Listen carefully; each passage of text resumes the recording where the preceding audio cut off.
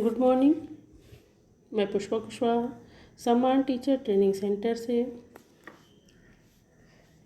आज मैं DED ID semester second paper 6 paper name है थेरेपेटिक्स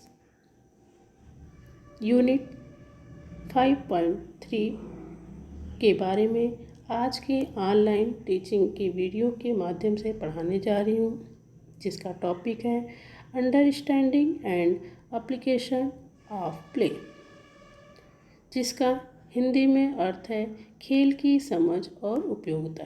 ठीक है, देखिए हम लोगों ने 5.2 में पढ़ा था कक्षा में योग को अपनाने के लिए रणनीति।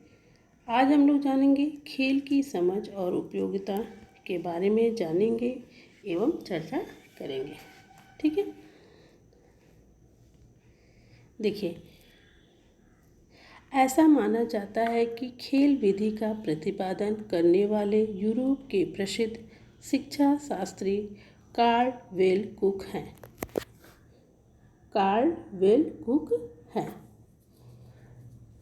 इन्होंने खेल को एक साधन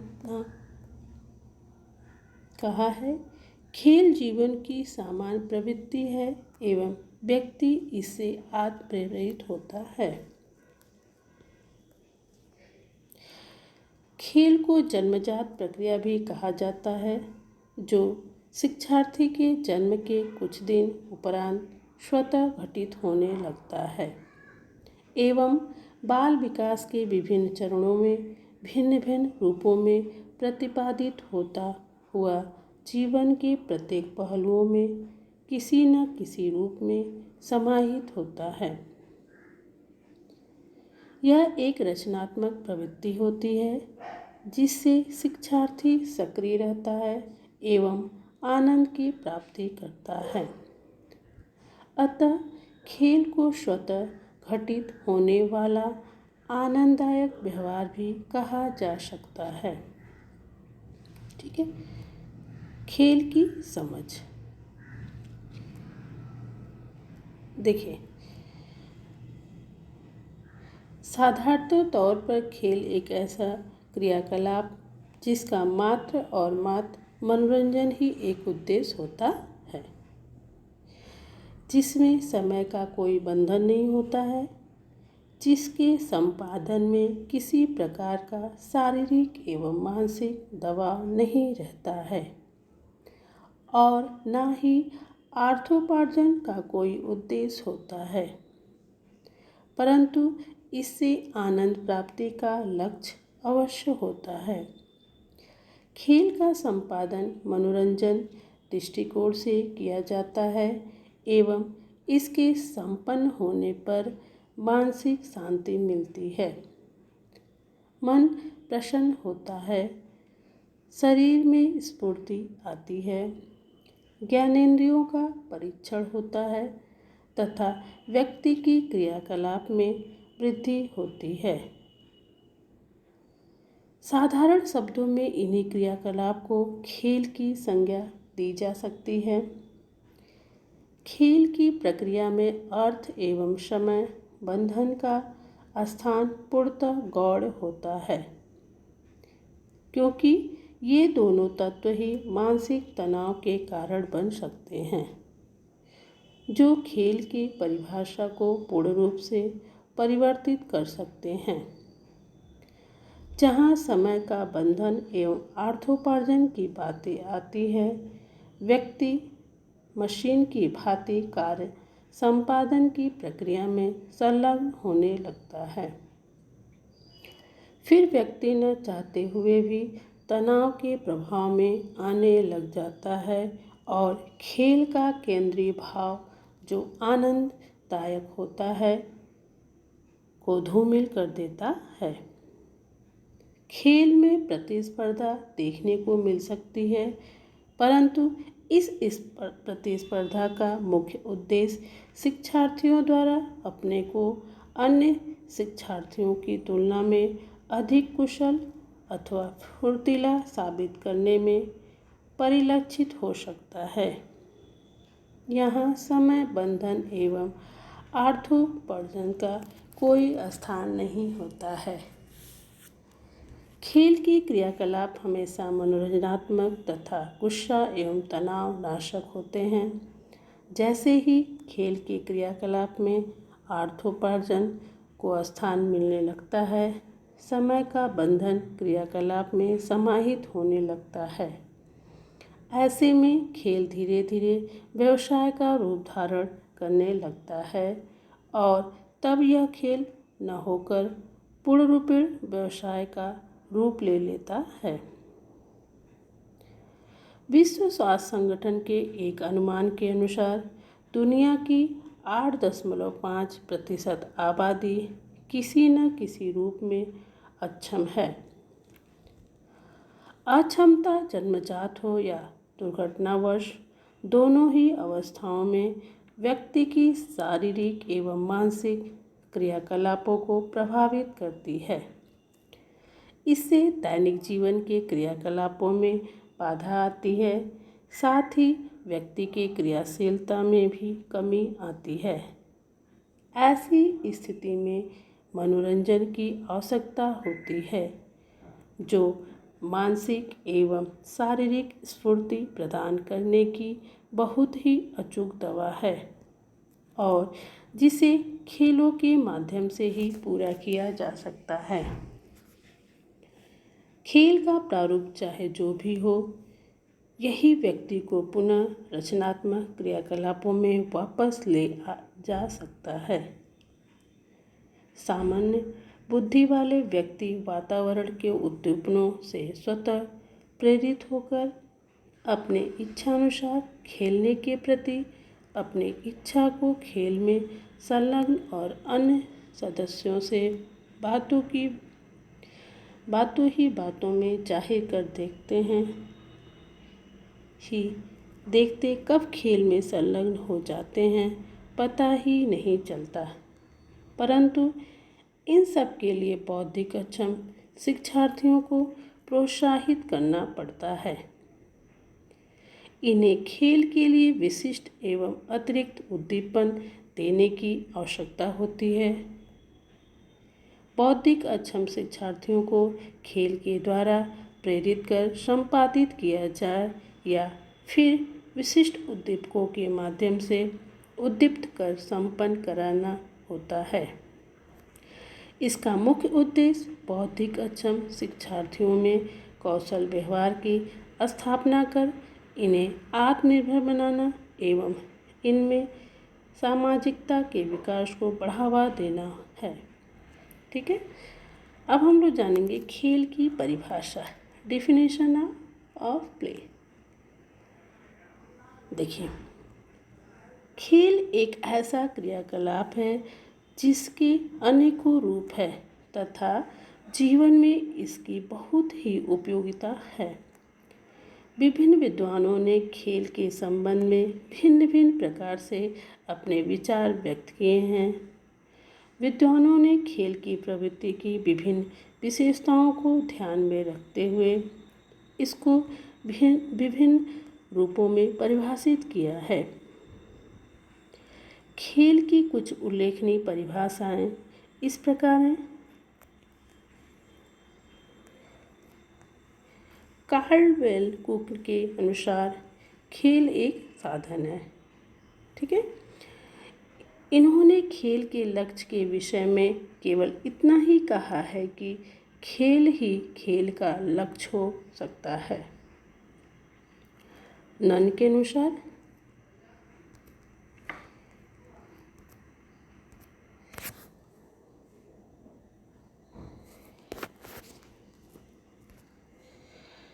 खेल रचनात्मक कार्य का प्रबल स्वरूप है।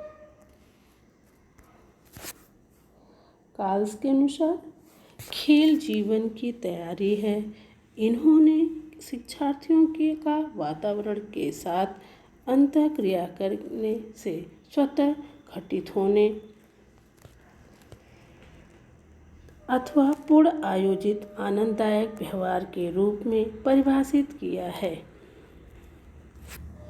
वी.एन. झा के अनुसार खेल एक जन्मजात तथा स्वाभाविक प्रवृत्ति है जो अपने परिवार के लिए किसी प्रकार के प्रशिक्षण या शिक्षा की आवश्यकता नहीं रखती। ग्लूकोज के अनुसार हम कुछ करते हैं और जो हम अपनी इच्छा अनुसार करने में स्वतंत्र हैं वह खेल है।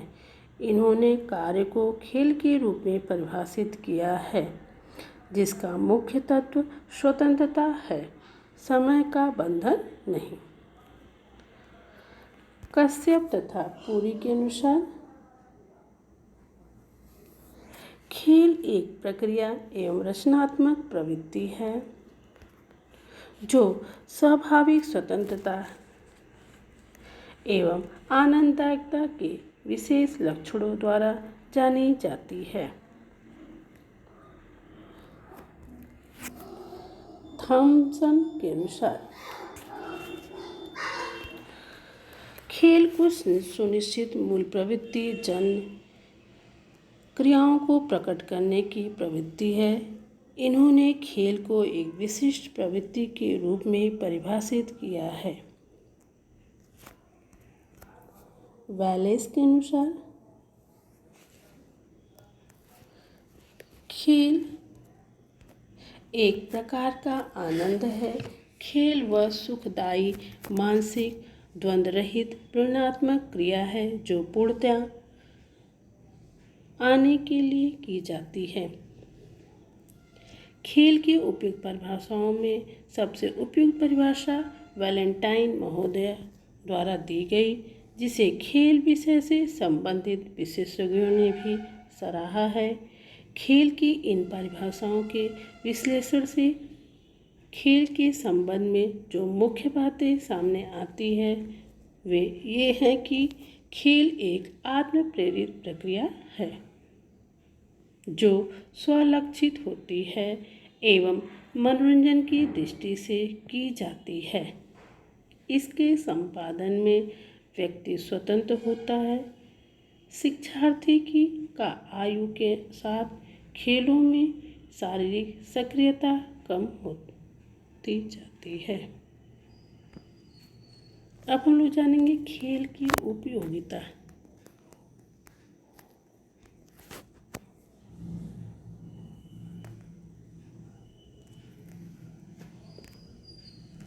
देखिए, शिक्षार्थियों के सर्वांगीण विकास में खेल का महत्वपूर्ण योगदान होता है।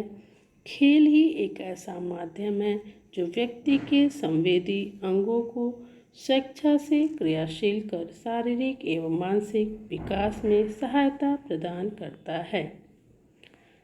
शिक्षार्थी में उपरोक्त क्षमता के विकास होने से ही उसका शैक्षिक, सामाजिक, व्यावसायिक एवं सांस्कृतिक विकास होता है। खेलों के माध्यम से व्यक्ति में उपरोक्त विकासों के निम्न खेल की कुछ उपयोगिता का विस्तृत वर्णन इस प्रकार है। पहला है शैक्षिक उपयोगिता।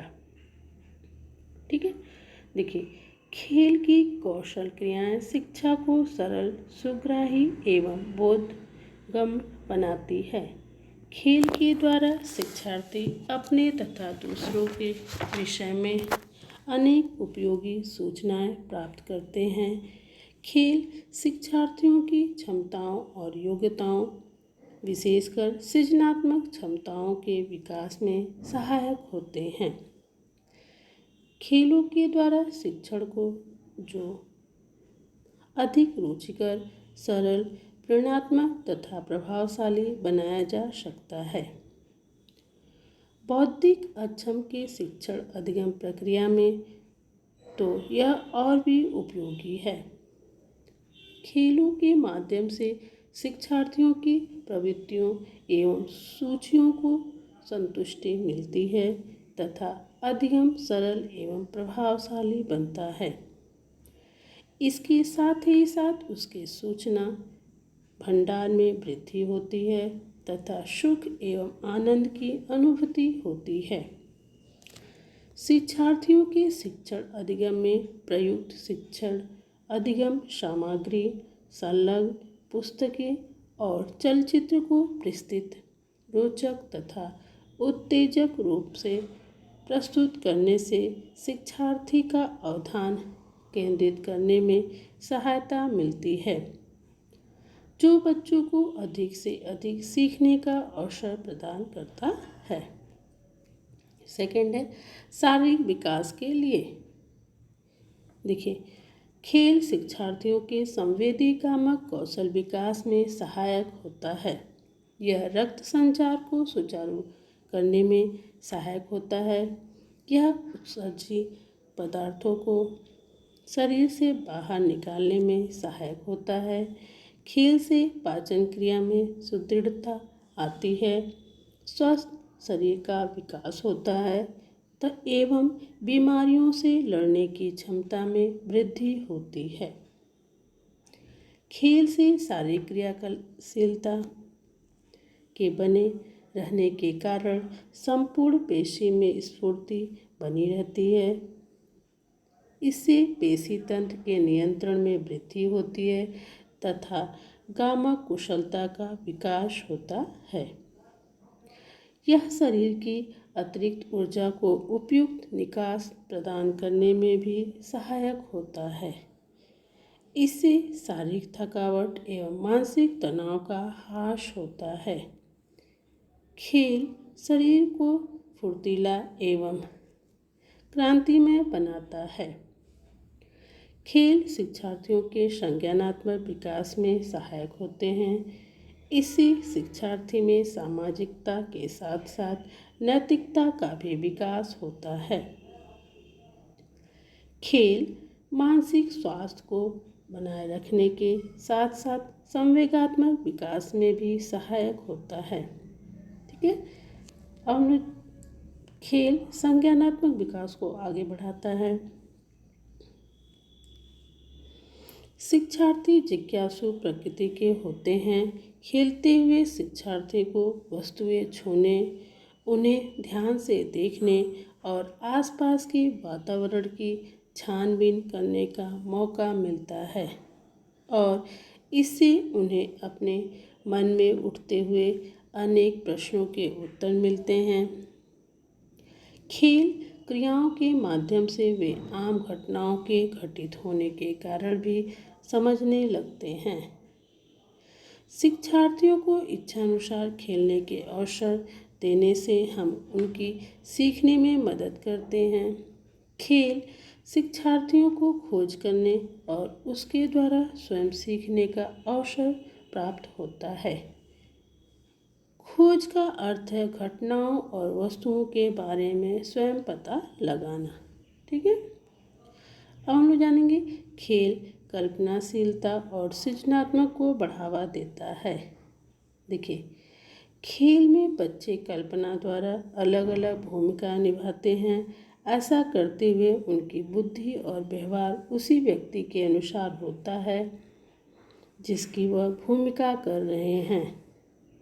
इस कारण वे उन व्यक्तियों के विचार और भावनाओं को भी प्रदर्शित करते हैं। नाटक करना शिक्षार्थियों के खेल का एक अभिन्न हिस्सा है। माचिस के डिब्बों की पंक्ति रेलगाड़ी बन जाती है और इस रेलगाड़ी से खेलते हुए शिक्षार्थी जंगल से गुजरने, नदी पार करने और डकैतों से लड़ने का नाटक करते हैं। आप यह देखकर हैरान हो जाएंगे कि रेल पटरी पर न चल सड़क पर ही चल रही है। यह आवश्यक नहीं कि खेल यथार्थ ही दर्शाएं।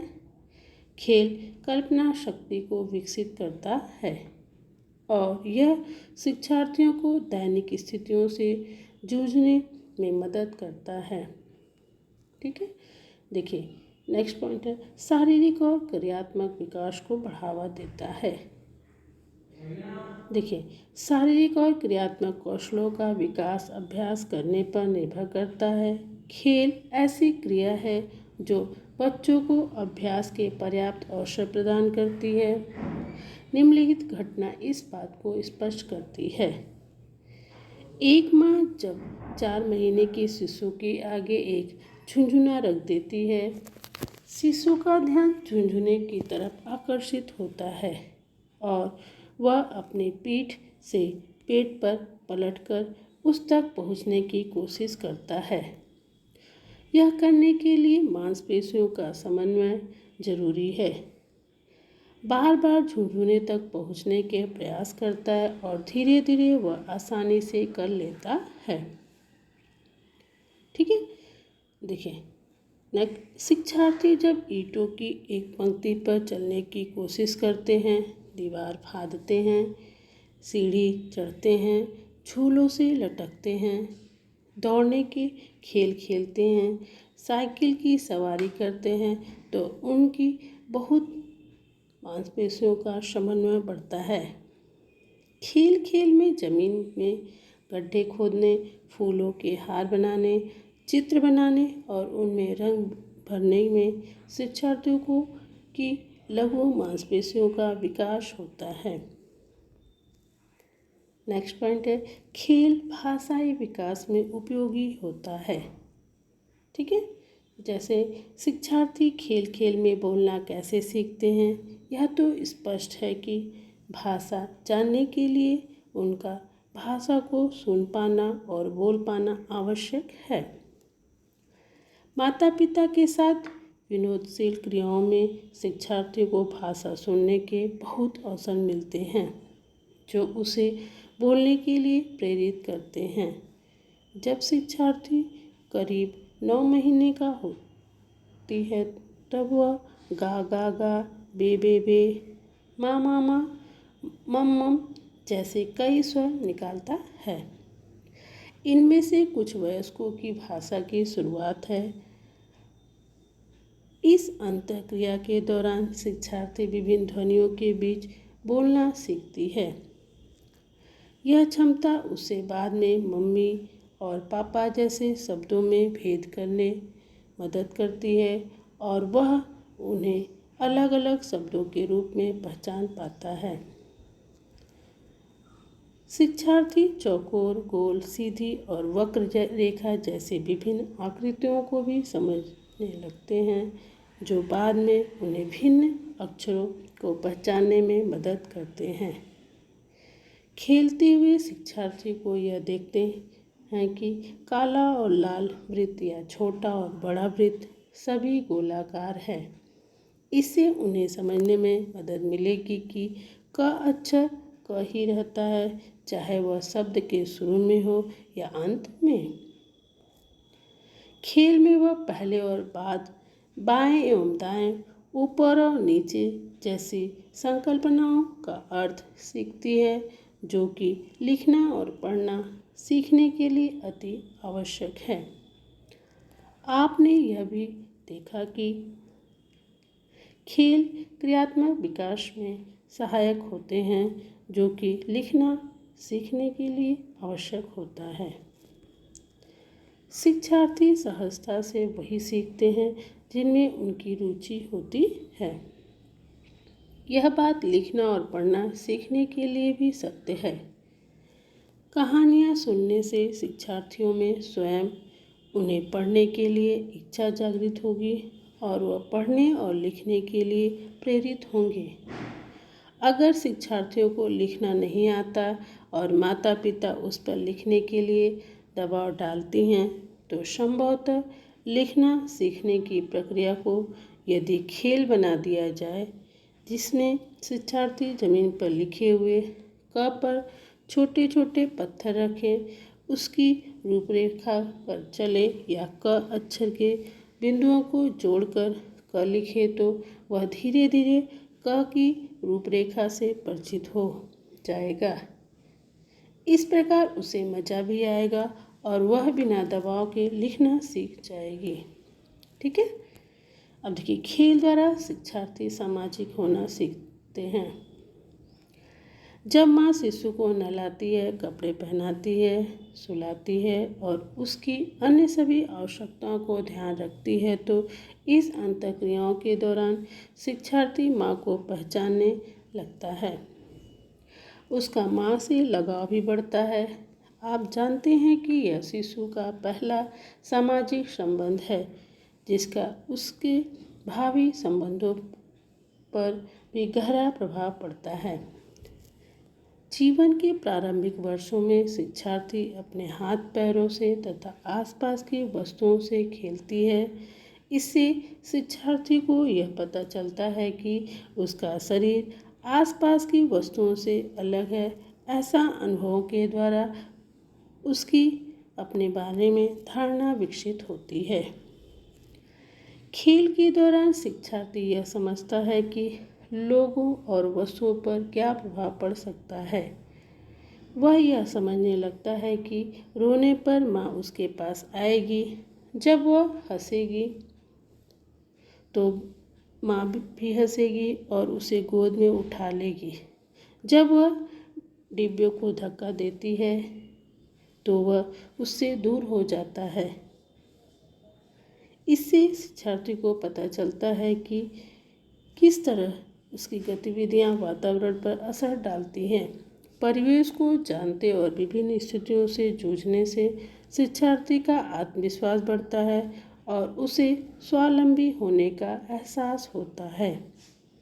जैसे जैसे शिक्षार्थी बड़ी होती है वह अन्य शिक्षार्थियों के साथ खेलती है। उनके साथ खेलते हुए आपस में चीज़ें बांटना, नियमों का पालन करना, अपनी बारी की प्रतीक्षा करना सीखती है। इस प्रकार वह अन्य लोगों के दृष्टिकोण को ध्यान में रखना और उनको महत्व देना भी सीखती है। खेलते समय बच्चे अक्सर वयस्कों की नकल करते हैं। इस प्रकार से उपयुक्त व्यवहार और उन भूमिकाओं को सीखते हैं जो कि उन्हें बड़े होकर निभानी होगी। खेलते हुए परस्पर क्रिया में वे विभिन्न प्रकार के कार्यों, त्योहारों, धारणाओं के बारे में जानकारी प्राप्त करते हैं। नेक्स्ट पॉइंट है, खेल भावनात्मक विकास में सहायक होता है। खेल क्रियाएं बच्चों को हर्ष, उल्लास, क्रोध, भय और दुख व्यक्त करने का अवसर प्रदान करती है। खेल में कुछ भी मनचाहा करने की छूट होती है, बशर्ते कि उससे किसी को हानि न पहुँचे। खेल की उन भावनाओं और संवेगों को व्यक्त करने का मौका देता है जो अन्य स्थितियों में अभिव्यक्त नहीं किए जा सकते। उदाहरणतः खेल में पिता की भूमिका का अभिनय करते हुए बालिका दूसरे बच्चों को अपनी आज्ञा का पालन करने के लिए कह सकती है। ऐसा वह अन्य स्थितियों में शायद न कर सके। लड़ाई का दृश्य खेलते समय वह जोर से चिल्ला सकती है, वस्तुएं इधर उधर पलट सकती है, जिसकी अनुमति उसे आमतौर पर नहीं मिलती। 4 वर्षीय अक्सर अपने माता पिता के मामूली सा नियम तोड़ने पर भी डांट पड़ती है।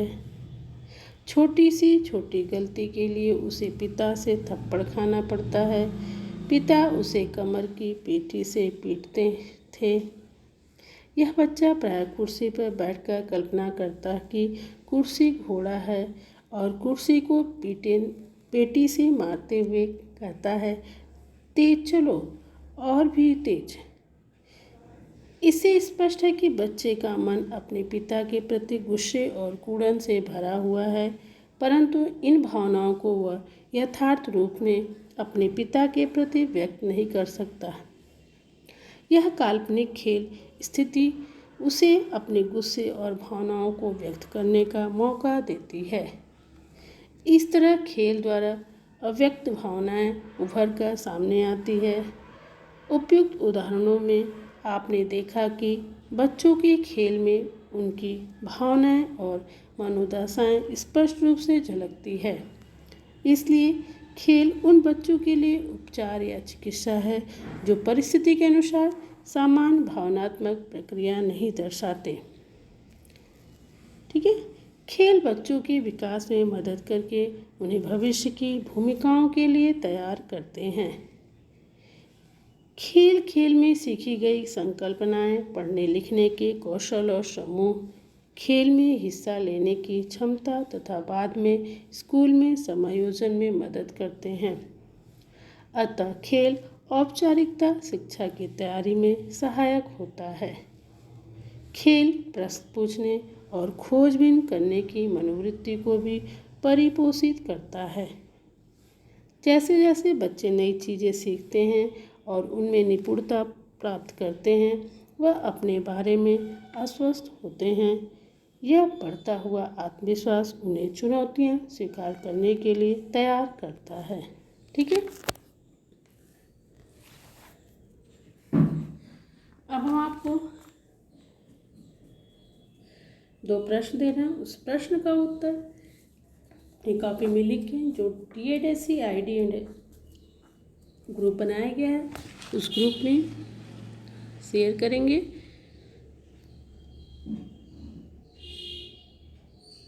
तो पहला प्रश्न नोट करिए। खेल के माध्यम से किस प्रकार भाषाई विकास किया जाता है, लिखें।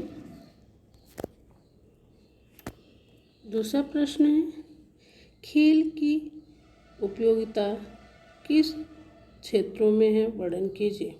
धन्यवाद।